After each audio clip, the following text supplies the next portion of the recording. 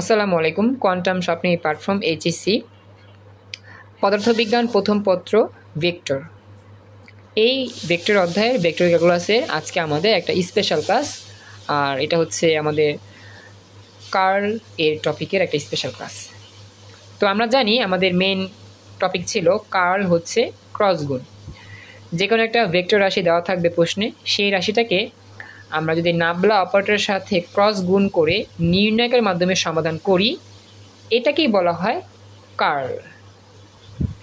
সংক্ষেপে আলোচনা করলাম, সবাই কি কথাটা বুঝছো যা বললাম? Thank you. তো চলো আজকে আমরা আমাদের বোর্ড পরীক্ষায় কীরকম প্রশ্ন আসে এখান থেকে সেগুলো একটু দেখার চেষ্টা করি। প্রথমেই আমরা রাজশাহী বোর্ড 2022 সালে একটা প্রশ্ন আসছে, সেটা সলভ করার ট্রাই করি।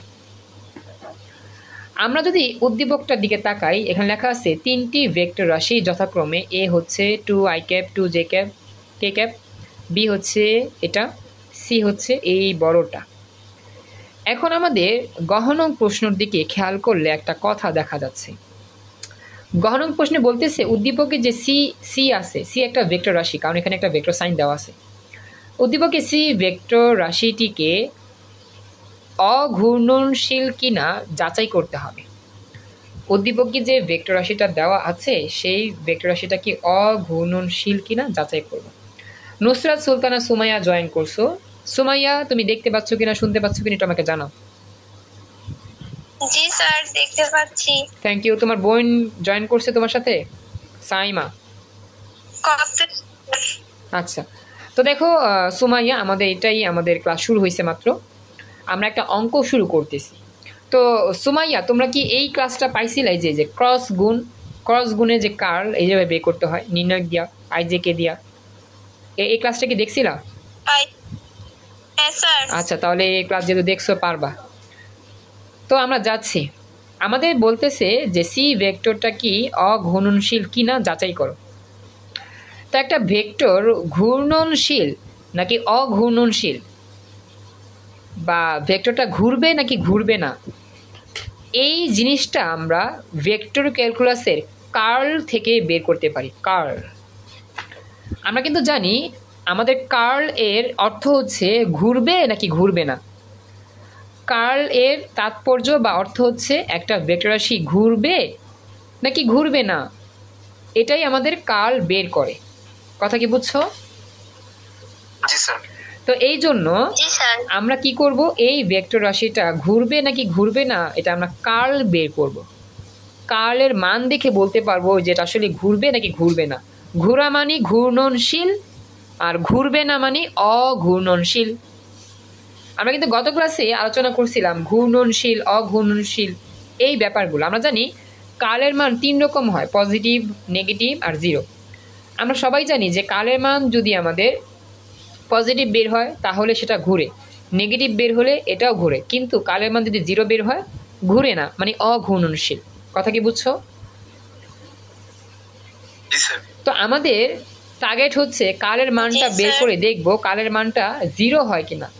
যদি জিরো হয় তাহলে হবে অঘূর্ণনশীল, মানে ঘুরবে না। জিরো হলে হবে কি অঘূর্ণনশীল বা ঘুরবে না। আমাদের এটাই বলছে, যদি আমাদের কার্লের মানটা জিরো না হয় তাহলে কি এটা ঘুরবে। কার্লের মান জিরো হইলে ঘুরবে না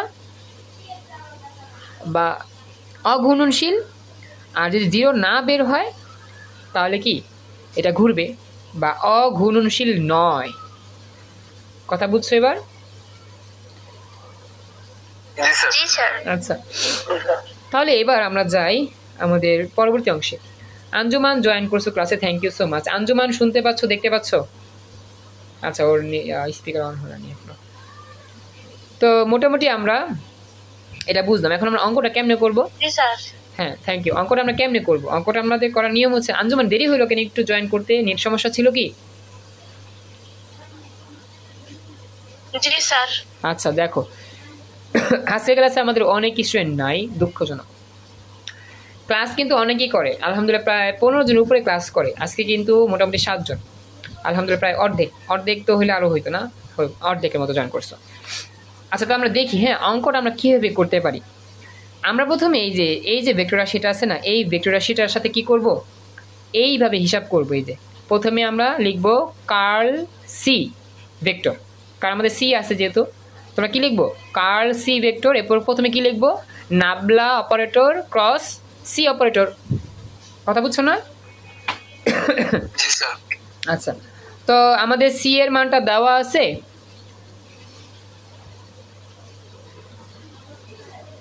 আচ্ছা কি বললাম আমি বুঝি নাই, আমি আর বলতে হবে।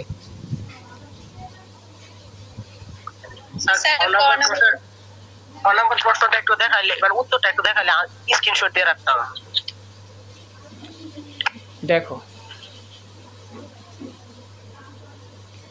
আমার কাছে এই অধ্যায়ের সম্পূর্ণ ছবি তোলা আছে টেস্ট পেপারের, বিগত আমাদের 15 সাল থেকে শুরু করে 23 সাল পর্যন্ত সবগুলো ছবি তোলা আছে। যার লাগবে আমার কাছে চাইও ইনবক্সে সব পাঠা দিব।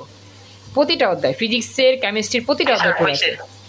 ওকে আচ্ছা এবার আমরা শুরু করি নেক্সট।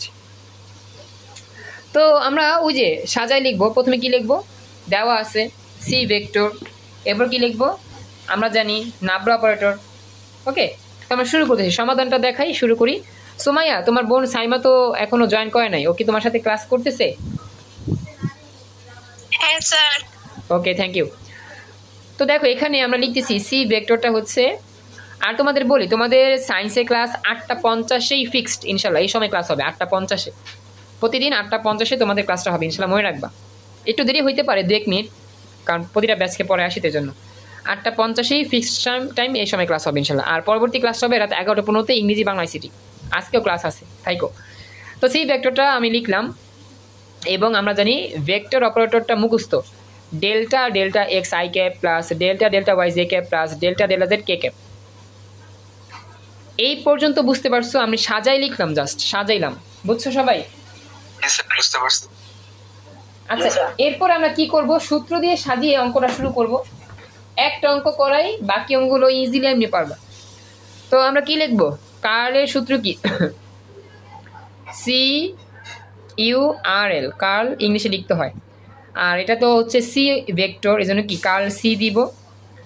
কার্ল সি দিয়ে আমরা সূত্র লিখি আগে, প্রথমে হবে কি নাবলা অপারেটর, এই যে নাবলা লিখলাম, নাবলা অপারেটর লিখে ক্রস চিহ্ন দিলাম, এরপর কি সি ভেক্টর লিখলাম। মনে রাখবা প্রথমে নাবলা লিখে পরে লিখতে হবে যে ভেক্টর দেওয়া আছে, প্রথমে সি পরে নাবলা লিখলে অঙ্ক কাটা, মনে থাকবে? আচ্ছা এবার তো এখন আমরা এটা কেমনে করব, এটা আমরা নির্ণয়কের মাধ্যমে করব। পরে আমরা দিব সমান সমান, একটা নির্ণয়ক সাইন দিব লম্বা করে, তারপর লিখবো প্রথমে লিখবো আই ক্যাপ, মাঝখানে লিখবো ফাঁকা রেখে জে ক্যাপ, তারপর লিখবো কি কে ক্যাপ। মনে আছে? এটাই সিস্টেম, কার্ল বের করার সিস্টেম, নির্ণয়কের মাধ্যমে অঙ্ক সলভ করতে হয়, মনে আছে সবার? জি স্যার। এবার আমরা কি লিখবো, নাবলা অপারেটরের যে আই ক্যাপ ছিল সেটা কি ছিল, আই ক্যাপের সব এই যে নিচে লিখবো, প্রথমে নাবলাটা লিখতে হবে ডেল্টা ডেল্টা এক্স, বুঝছো সবাই? কথা বলো।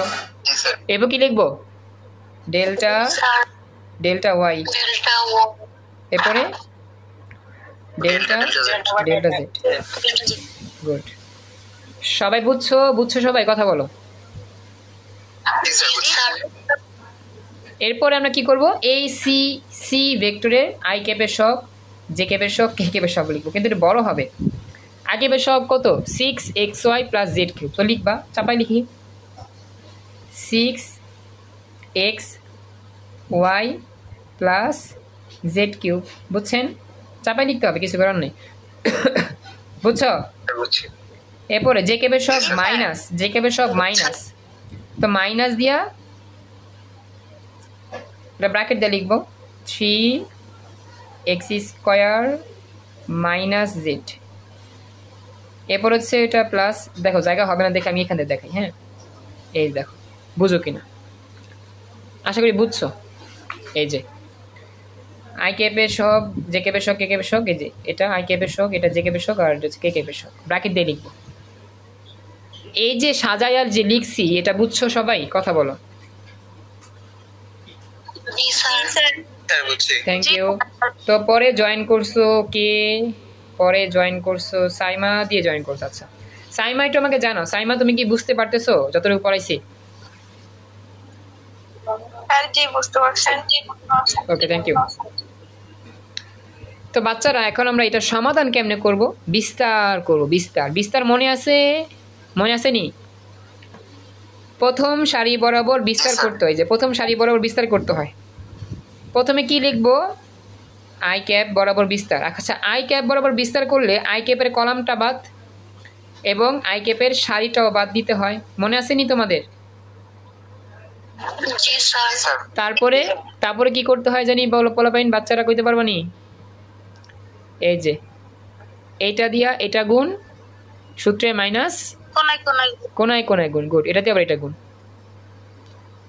ওকে পোলাপাইন যারা আছে আমি গুণটা দেখা দিই। তো আমি জাস্ট দেখা দিই, এখানে এইভাবে গুণ করছে দেখো, আই বরাবর বিস্তার, ডেল্টা ডেল্টা ওয়াইয়ের সাথে এটা গুণ। এই যে ডেল্টা ডেল্টা ওয়াই দিয়ে গুণ করলাম, ব্র্যাকেট দেওয়া 3x z square minus Y. বুঝছো? এতটুকু বুঝছো? এই যে এইভাবে গুণ হলো। আচ্ছা, এরপরে নিচ থেকে উপরে গুণ করার সময় সূত্রের মাইনাস, সূত্রে একটা মাইনাস, কিন্তু এখানে তো আবার মাইনাস আছে। এই দুই মাইনাসে কি হয়? প্লাস হয়ে যায়, এই জন্য প্লাস দিছি। বুঝছো?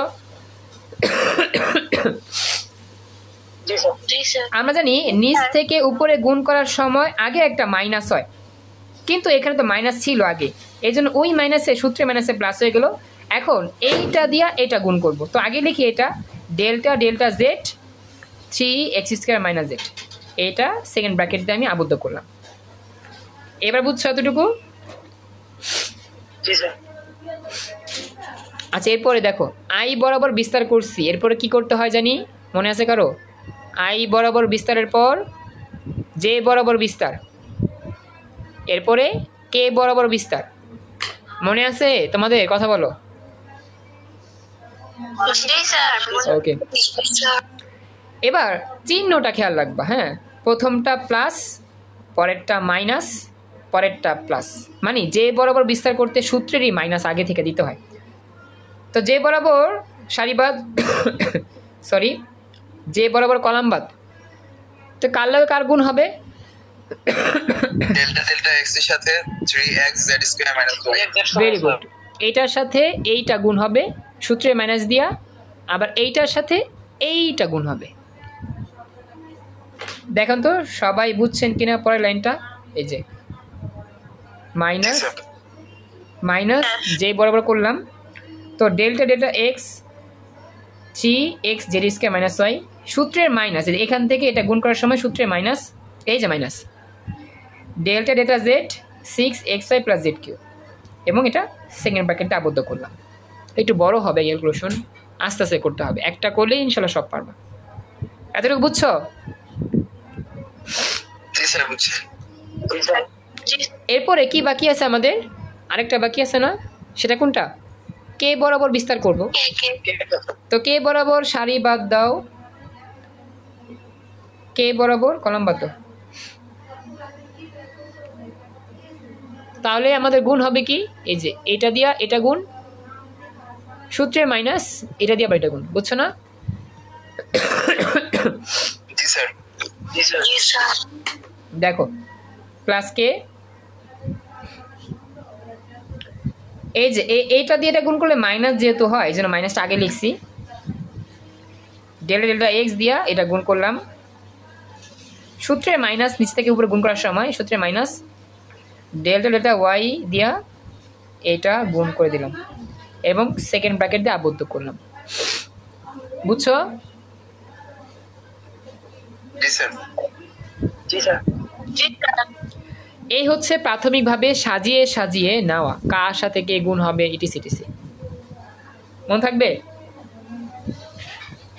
জি স্যার। এরপর হচ্ছে মেন ইতিহাস। মেন ইতিহাস কি? এই যে ডিফারেন্সিয়েট করা প্রতিটা জায়গায়। তো আমি এটা বুঝাই দিই আস্তে আস্তে, আজকে একবার ভালো করে বুঝাই দিই, মনোযোগ দাও। নেক্সট টাইম বাসায় এমনিই করতে পারবো, যত অঙ্ক আমি দিব ইনশাল্লাহ। আজকে এই অঙ্কটা করার পরে যত অঙ্ক আছে বোর্ড পরীক্ষায় যতটুকু পারি আমি দিব, যদি না থাকে কলেজ পরীক্ষা যা আসে দিব। এই টপিক শেষ, এই টপিক নিয়ে আর আমাদের নেক্সট ক্লাস করতে হবে ইনশাল্লাহ। যদি সমস্যা হয় কারো আমাকে বলবো, আমি বুঝা দিব, হয়ে যাবে। মানে একবার। হ্যাঁ বলো। হ্যাঁ সাইমা কিছু বলতেছো? স্যার আমাদের গ্রুপ ক্লাস বুঝি নাই। হ্যাঁ স্যার আমাদের স্যার সায়েন্সের ক্লাস করান না যে আজকে কমার্স ক্লাস করাইছেন এখন কাদের ক্লাস করাচ্ছি? আর স্যার কমার্সের ক্লাস সায়েন্সের তো করাচ্ছেন আমাদের সায়েন্সের কোনো গ্রুপের ক্লাস করান না এটা বুঝতেছি এটাই তো সায়েন্সের গ্রুপ ক্লাস, ফিজিক্স ক্লাস তো সায়েন্সেরই তো।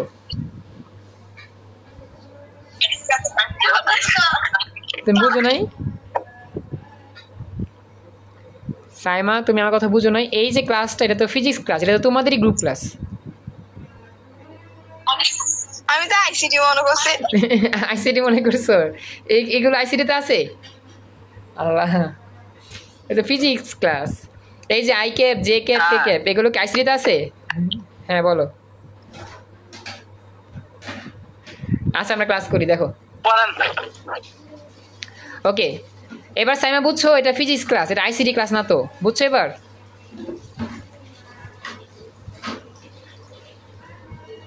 সাইমা কথা কেউ? আচ্ছা দেখো এবার খেয়াল করি। তো এবার আমরা এই অংশটা করি আগে। ওকে ওকে, এবার দেখো, এবার আমরা মনোযোগ দিয়ে ক্লাস করি। এখন আমরা এই অংশের সমাধানটাকে করি। এই হামিম দেখো দেখো খেয়াল করো, এই অংশটা সমাধান করি, তারপর এটা, সরি সরি, হ্যাঁ এটা আগে, এটা আগে, তারপর এটা, তারপর এটা, তারপর এটা, তারপর এটা। এখন আমি একটা অংশ দিয়ে আলাদা করে বুঝাই, বাকিটা এমনি পারবা। প্রথমে কি দেওয়া আছে আমাদের? D delta delta y 3x z square minus 6। এখন আমরা এটা করি, চলো বাচ্চারা শুরু করি। তো আমাদের এটা আলাদাভাবে আমরা করব, হ্যাঁ খেয়াল করো, না বুঝলে আমাকে জানাইও।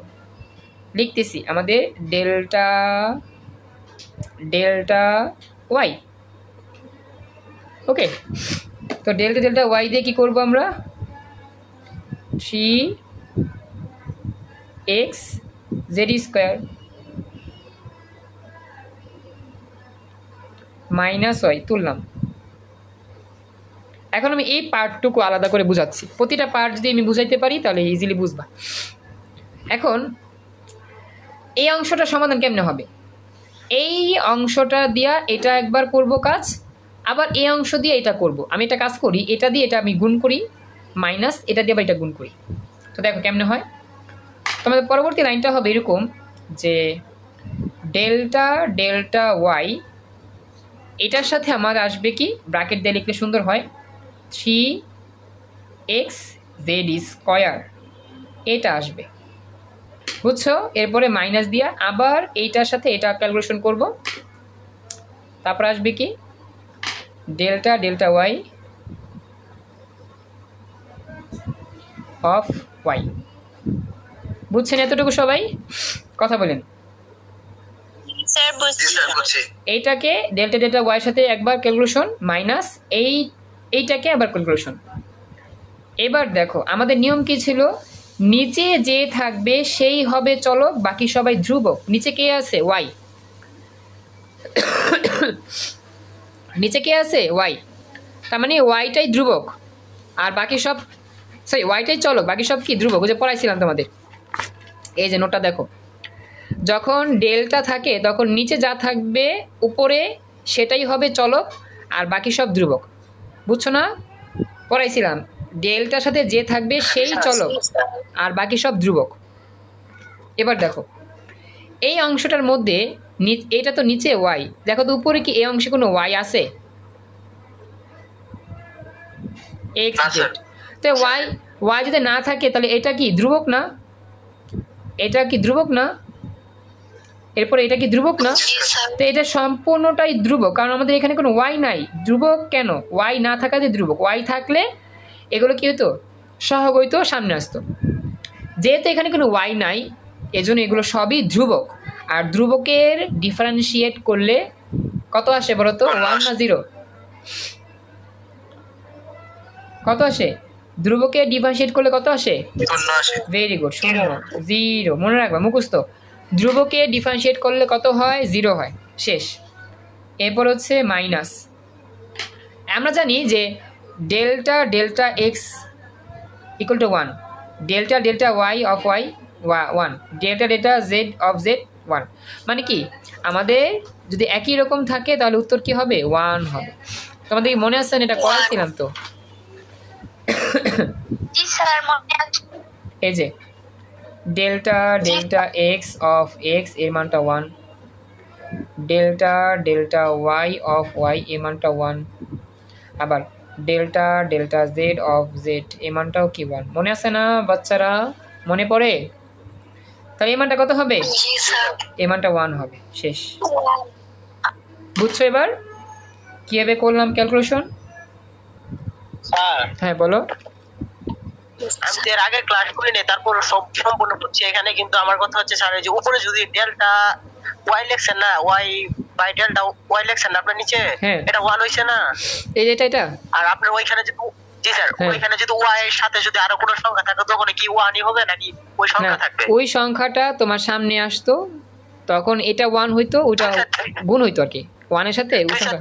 3y, হ্যাঁ। 3y থাকতো। 3y থাকলে 3 সামনে আসতো, আর D D Y of Y 1 হইতো, 1 আর 3 গুণ করলে 3 হইতো। মানে এখানে যা থাকবে ওই সংখ্যায় উত্তর হবে তখন। জি স্যার, থ্যাংক ইউ স্যার। ওকে, এবার শেষ, এটা আমার কমপ্লিট। এবার আমাদের পরবর্তী অংশটা কি বাকি আছে বলা পাইন? এই যে delta delta Z 3x² minus Z. এবার যদি বলি, বাচ্চারা বলতে পারবা নিচে জেড আছে, তাহলে চলক কি হবে? জেড। আচ্ছা আমি যদি সাজায় লিখি, পোলাপাইন যারা আছো খেয়াল করো, আমি এইটা দিয়ে এটা হিসাব করি, তাহলে কি হবে? ডেল্টা ডেল্টা জেড কি হবে? 3x², 3x², এইটা হিসাব হবে মাইনাস, আবার ফাংশন কি দেওয়া আছে? 0 minus 1। Very good, delta delta Z of Z. সাজাইলাম, সাজাই করতে পারি, সমস্যা নেই। এবার বুঝছো সবাই? জি স্যার, বুঝি স্যার। এবার দেখো, এটা কি আমাদের জেড হচ্ছে চলক, এই ক্ষেত্রে উপরে জেড আছে না, এটা ধ্রুবক, তাহলে ধ্রুবকের ডিফারেন্সিয়েট কি হবে? 0 হবে। বুঝছো সবাই? বুঝছো বুঝছো সবাই কথা বলো। জি স্যার। এই মানটা 1, কারণ কি জি, স্যার। ডেল্টা ডেল্টা জেড 1 হয়। শেষ। তো এখানে কত হলো? 0 - 1।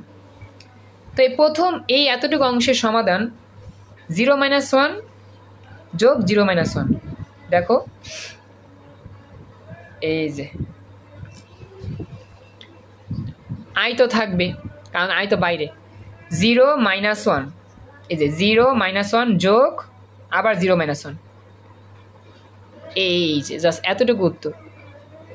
এই যে এতটুকু, এতটুকুর ফলাফল। দেখো তো বুঝছো কিনা? 0 - 1 প্লাস 0 - 1 শেষ। জি স্যার। এখন তাহলে বলো বাচ্চারা, আমরা মাইনাস যে অংশে যখন কাজ করব একই রকম হবে না? বলো তো, একই রকম হবে। জি স্যার। জি স্যার। এবার দেখো এই অংশটা আমি ভেঙে একটু দেখাই। হ্যাঁ, আমি ক্লাসটা একবারে ভালো করে করা দিই, প্রথমবার যেহেতু করতেছি ভালো করে শিখা দিই, যাতে নেক্সট টাইম ইনশাল্লাহ তোমাদের কোনো কনফিউজ না থাকে। তো দেখো আমাদের পরবর্তীতে আমরা ডেল্টা ডেল্টা এক্স দিয়ে 3x² করবো, হিসাবটা করি। তো লিখতেছি ডেল্টা ডেল্টা এক্স কি থাকবে এখানে?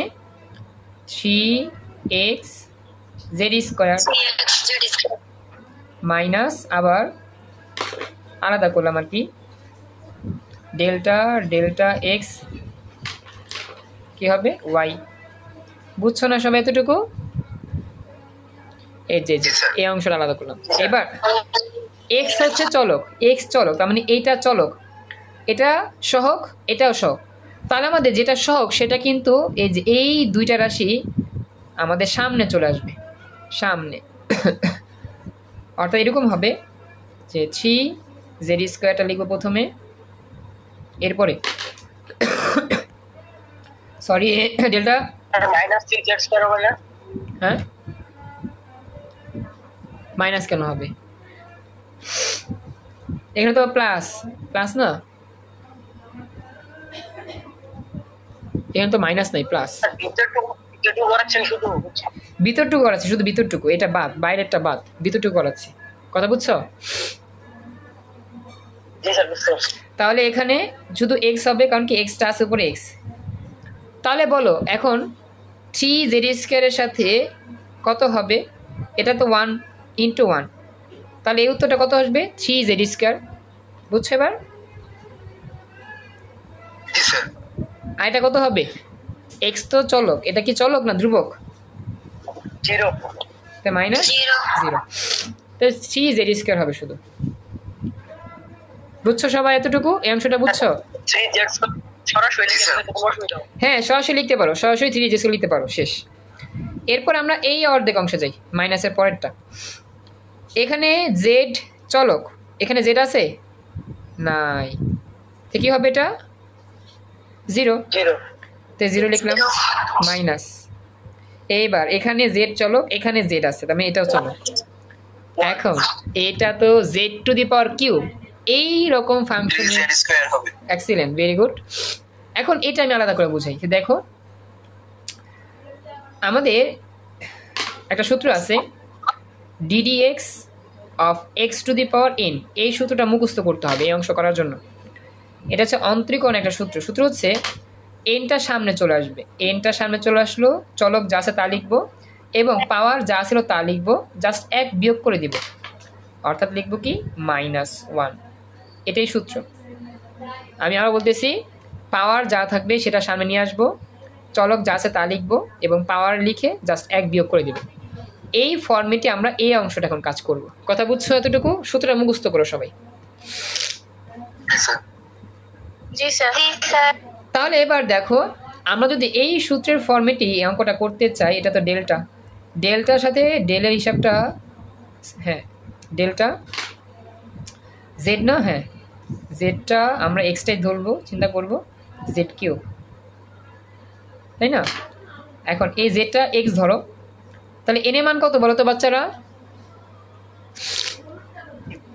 এই যে 3, তো 3 এন সামনে আসলে মানে কি 3 সামনে আসবে, তাই না? এন সামনে আসা মানে কি পাওয়ারটা সামনে, পাওয়ার 3 তেও 3 সামনে আসলো, এই যে সূত্র হিসাবে এন সামনে আসছে, এন ছিল উপরে। বুঝছো এতটুকু? এন টু চলক ছিল জেড, তো আমরা জেড লিখলাম। পাওয়ার এন, এন মানে কি পাওয়ার 3 ছিল, 3 লিখলাম। এখান থেকে কত বিয়োগ করব? 1 বিয়োগ করে দিব। বুঝছো এই ফরম্যাটটা? বুঝছো সবাই? জি স্যার। জি স্যার। আচ্ছা, তাহলে আমাদের ফলাফল কত আসলো? 3 মতো 3 জেড, 3 থেকে 1 গেলে কি 2, 3 জেড স্কয়ার। বুঝছো কেমনে করলাম হিসাবটা আমরা? জি স্যার। এবার দেখো জি স্যার। জি স্যার। মাইনাস থাকলে তার মানে 2z আসবে। কি কি স্কয়ার থাকলে কি 2z আসবে? বুঝি নাই, আবার বলো। হ্যাঁ হ্যাঁ 2 স্কয়ার থাকলে কি 2z আসবে এটা বলছি আমি। জেড থাকলে 2z, স্যার স্কয়ার থাকলে 2z আচ্ছা সরি, হ্যাঁ স্কয়ার থাকলে 2z আসবে। Thank you. আচ্ছা এবার দেখো মিলে চিনি মাইনাস জে রাখবো, ভেতর হিসাবটা কি করে? যে প্রথমে কি আসছে, যেদিকে আসছে মাইনাস, সরি 3z স্কয়ার আসছে, 3z স্কয়ার মাইনাস 0, যে 3z স্কয়ার মাইনাস 0। আর এই যে আমাদের মাইনাস তো ছিল, এই মাইনাসটা মাইনাস রইলো, এটা তো মাইনাস, এই যে -0, আর এটা তো আমার কি প্লাস বের হয়েছিল না? তবে এই মাইনাসটাতে ভিতরে গুণ হইয়া মাইনাস হয়ে গেছে। দেখো বুঝছো কিনা? জি স্যার। জি স্যার। এখানে 0 -0 plus 3z square minus 3z square, minus গুণ হতে, বুঝছো এবার? জি স্যার। তাহলে দেখো এই লাইনটা বুঝবা আশা করি, যে এইটা এখন ক্যালকুলেশন করি। আমরা মাইনাসটা রাখলাম, মাইনাসটা মনে করো বাম পাশে আছে, হ্যাঁ। তাহলে নিচে আছে এক্স, এখানে এই জায়গায় এক্স, তাহলে এক্সটা কি আমাদের চলক, 3টা সহগ সামনে আসবে। আচ্ছা এবার আমি যদি দেখাই যে ডেল্টা এক্স, মাইনাসটা সামনে রইলো, মাইনাস নিয়ে কোনো কাজ নেই, মাইনাসটা পরে না রাখলাম। আমাদের কি আছে 3x স্কোয়ার, তো লিখলাম 3x স্কোয়ার। এখন এই 3 হচ্ছে আমাদের সহগটা কোথায় আসবে? বাম পাশে আসবে না? তো -3টা আমি বাম পাশে নিলাম। এরপর লিখতেছি কি delta x of x square. বুঝছো এবার? কথা বলো, সময় কম। জি স্যার। জি স্যার। এরপরে কি এটা করলে হবে 2x, -3 ইন্টু 2 চলে আসবে সামনে, x টু দি পাওয়ার 2 - 1, আগের মতোই -3 ইন্টু 2 x টু দি পাওয়ার কত 1, মানে 2x, বুঝছো নি? মাইনাস 3 দুগুণা 6x, বুঝছো এবার? তাড়াতাড়ি বলো। স্যার বুঝছি। জি স্যার। ওকে, 6x মাইনাস, এই দেখো মাইনাস 6x, এই যে শেষ। আর এটা তো এই যে এইটার সাপেক্ষে জেড হচ্ছে ধ্রুবক 0, এর জন্য 0, বুঝছো? এই যে এটার সাপেক্ষে এটা ধ্রুবক দেখে এটা 0, বুঝছো? কথা বলো। জি স্যার। এবার মাইনাস মাইনাস দিয়া গুণ করছি, তো এটা মাইনাস হয়ে যাবে। তো ওয়াই তো চলো, এখানে ওয়াই আছে, তাহলে এটা ওয়াই ওয়াই করলে 1, আর এখানে 6xটা মাইনাস সামনে চলে আসবে, মাইনাস 6x, কারণ মাইনাস দিয়ে গুণ হচ্ছে, বুঝছো?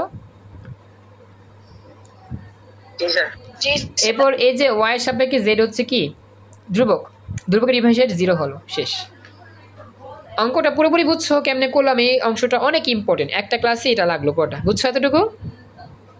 জি স্যার।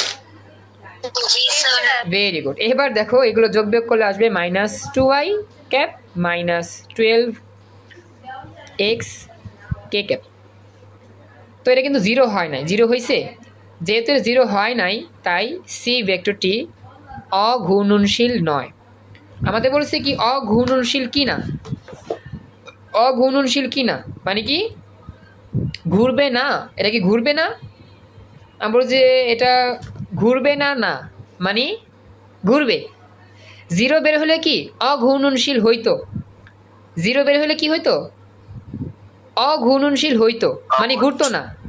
যেহেতু 0 বের হয় নাই এই জন্য অঘূর্ণনশীল নয়, 0 বের হইলে অঘূর্ণনশীল হইতো, কথা বুঝছো? 0 বের হইলে অঘূর্ণনশীল হইতো, যেহেতু 0 বের হয় নাই অঘূর্ণনশীল নয় মানে ঘুরবে। এই হচ্ছে আমাদের আজকের মতো সুপার স্পেশাল ক্লাসের শেষ অংশ।